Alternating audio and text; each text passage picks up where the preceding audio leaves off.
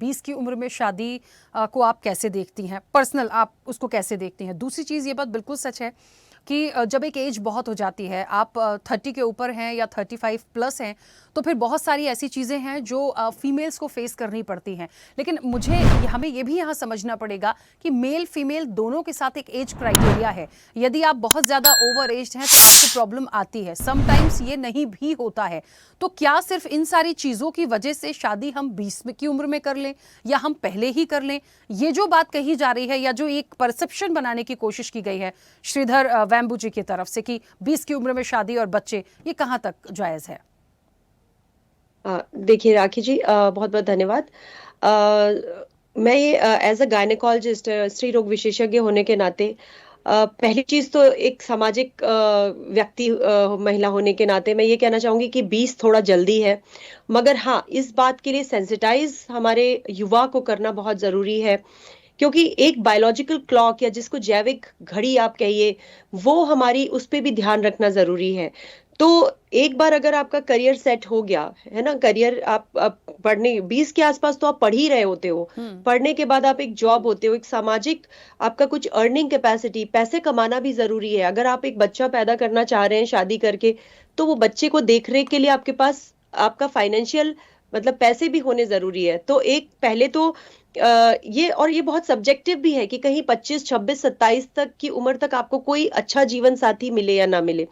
मगर मैं ये कहना चाहूंगी कि हमारे पूरे ही समाज को थोड़ा सेंसिटाइज होने की जरूरत है, क्योंकि कहीं ना कहीं करियर की भागदौड़ में महिलाएं भी और पुरुष भी वो इस बारे में नहीं सोच रहे हैं। और मुझे पेशेंट देखते हुए आजकल हम लोग देखते हैं कि लेट एज में, आप कहिए कि 39, 37 की एज में महिलाएं फिर प्रेगनेंसी के लिए आके मतलब जब वो परेशान हो रहे हैं कपल्स, तो हम लोग एक्चुअली बड़ा हमारे लिए एक ये सामाजिक समस्या हम लोग सामने देख रहे हैं मरीजों की। तो जब भी हमारे पास महिलाएं शादी करके 30 के आसपास या 29 या 28 की उम्र में आती हैं, जो कि ऑलरेडी शादीशुदा हो जाती हैं कपल्स, तो हम लोग जो भी मौका मिलता है उनको सेंसिटाइज करने की कोशिश करते हैं कि आपका करियर कब सेट होगा। और बच्चा जो है, बच्चा अगर आप बात करें कि बच्चा एक पूरा लाइफ लॉन्ग प्रोजेक्ट होता है। मैं ये कहना चाहूंगी कि बच्चा कोई कि आज मैं 1 साल बाद में थोड़ा सेटल हो जाऊंगी तब मैं बच्चा कर लूंगी, नहीं। आपको सब कुछ साथ साथ बैलेंस बनाते हुए चलना पड़ता है।